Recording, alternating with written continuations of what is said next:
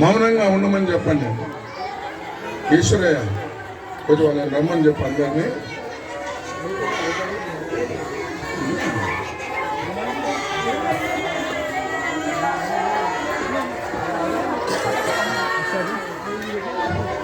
ఏదో విన్నారు కదా. ప్రేమ కలిగిన మా ప్రియమైన పరలోకపు తండ్రి, మా పరిశుద్ధుడు అయిన మా గొప్పదేవ, సర్వాధికారివి, నిరంతరము స్తోత్రాలు, మా జీవానికి, నిరీక్షణకు, మహిమకు, మా రక్షణకు ఆధారభూతుడు అయిన దేవుడు అయినందుకై మీ స్తోత్రములు చెల్లిస్తున్నాను. ప్రియమైన తండ్రి, సోదరుడు రాజయ్య గారు వారి కుటుంబాన్ని బట్టి స్తుతించి కనపరుచుకుంటున్నాం. సోదరుడు రాజయ్య గారిని మీరు ఏర్పరచుకున్నారు. అనాది సంకల్పం చొప్పున భార్యను రక్షించినారు. మాకు అలాగే కుమారులు జకర్యా, ఐజక్, సలోమి, గుట్టమ్మ వీళ్ళందరినీ కూడా రక్షించినందుకై మీకు స్తోత్రాలు చెల్లిస్తున్నాను. మా ప్రభా దైవికమైన ప్రత్యక్షత కలిగి సామాన్యమైన విధానంలో ప్రభువును ప్రేమించుటకు, వెంబడించుటకు సహాయపడినారు. స్తోత్రాలు. దేవుని మందిరం స్థలం విషయమై కూడా తన భాగాన్ని తాను నెరవేర్చగలిగినందులకై స్తోత్రాలు.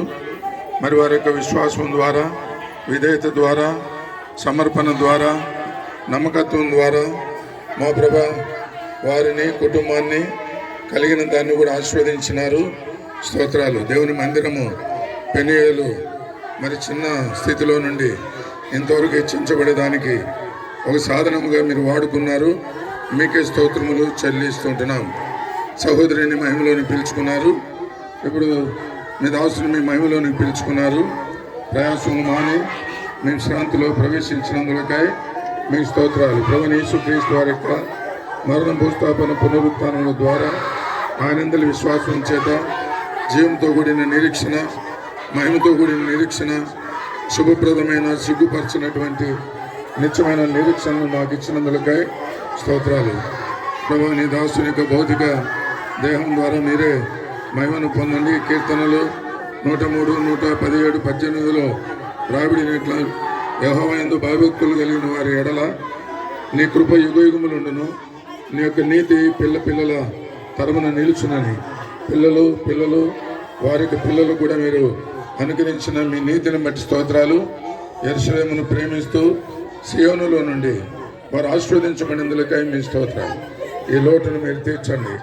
మిమ్మను, మీ వాక్యాన్ని, నీ ప్రజలను, మీ దాసులను, మీ యొక్క ఇంటిని, నీ ప్రజలను ప్రేమించినందులకై స్తోత్రాలు. భౌతిక దేహాన్ని మందిరానికి తీసుకుని వెళుతుంటుండగా అక్కడ జరిగే పరిచర్యలు కూడా తోడుగా ఉండండి.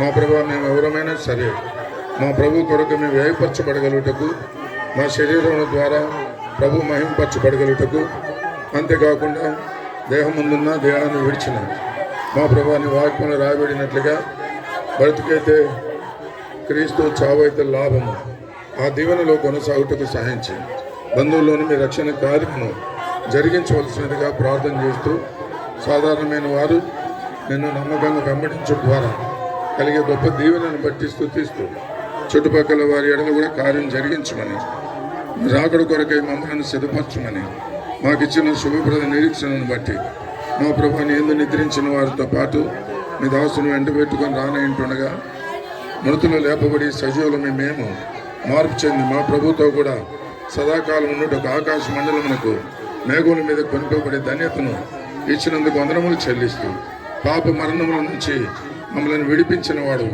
అందును బట్టి స్తుతిస్తూ, యేసు ప్రభు మా రక్షకుని యొక్క నామమును బట్టి స్తుతించి ప్రార్థన చేయించుంటున్నాం తండ్రి. మన తండ్రి అయిన దేవుని ప్రేమ, మన రక్షకుడు ప్రభువైన యేసుక్రీస్తు వారి కృప, పరిశుద్ధాత్మ దేవుని యొక్క సహవాసము, సహాయము, ఆదరణ మనకును విడవబడిన ప్రియులందరికీ నీ తోడుగా ఉండును గాక. ఆమేన్. దయచేసి గమనించండి. మీరు ఇంకా ఎవరైనా చూడదలుచుకున్నట్టే మరి మందిర ఆవరణంలో కొంతసేపు ఈ భౌతికాన్ని ఉంచుతాము. దయచేసి అందరూ కూడా ఏ తారతమ్యం లేదండి, మీరందరూ దేవుని మందిరానికి రావచ్చు. అది పరిశుద్ధమైనటువంటి స్థలము.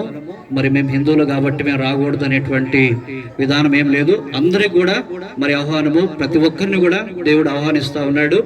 దయచేసి అందరూ కూడా మరి యొక్క చివరి క్షణ